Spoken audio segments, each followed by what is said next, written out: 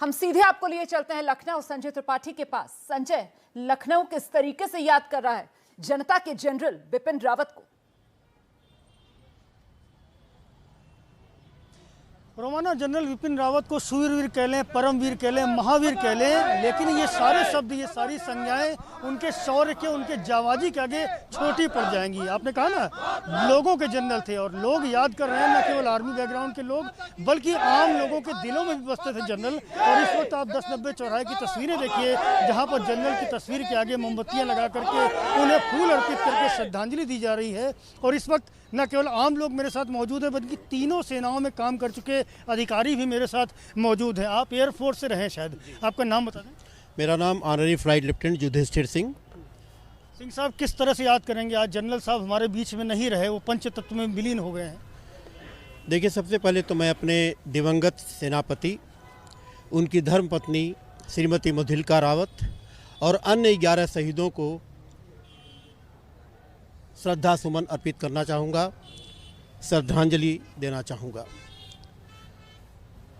General Bipin Rawat एक साधारण सैनिक नहीं थे, वो एक योद्धा थे।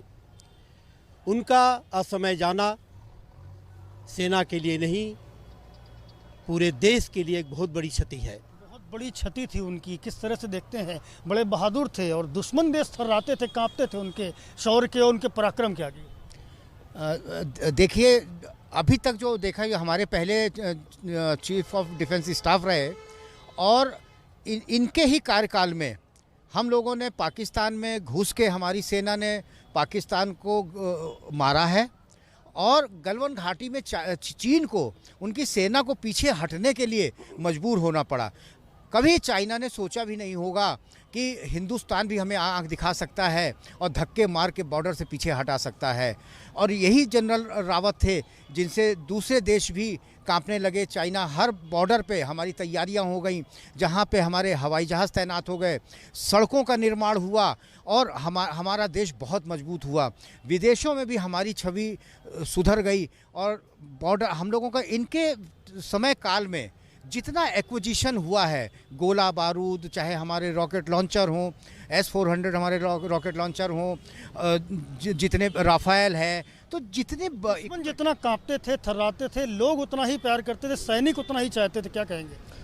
जनरल रावत साहब का व्यक्तित्व तो ऐसा था, वो हर एक जवान से, हर एक सैनिक से जुड़े हुए थे, उसकी क्षमता को पहचानते थे। जैसा कि आपको मालूम है, सर्जिकल स्ट्राइक में एक साधारण योद्धा भी गया था, एक सिपाही भी गया था और उसकी काबिलियत को उन्होंने पहचाना और भेजा और सही सलामत हमारे सैनिक ऑपरेशन को अंजाम दे के वापस आए थे।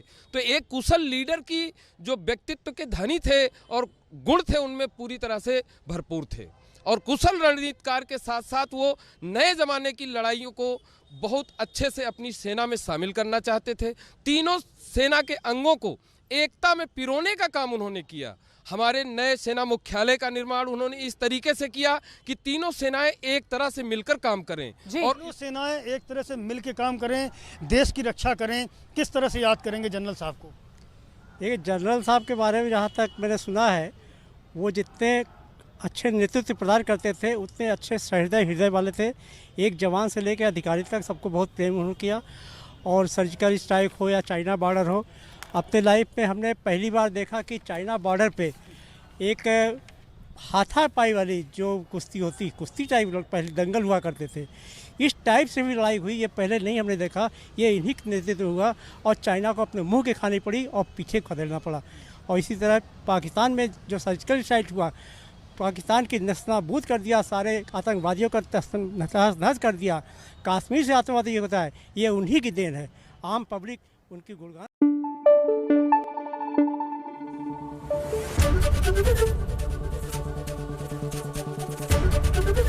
ABP न्यूज़ आपको रखे आगे।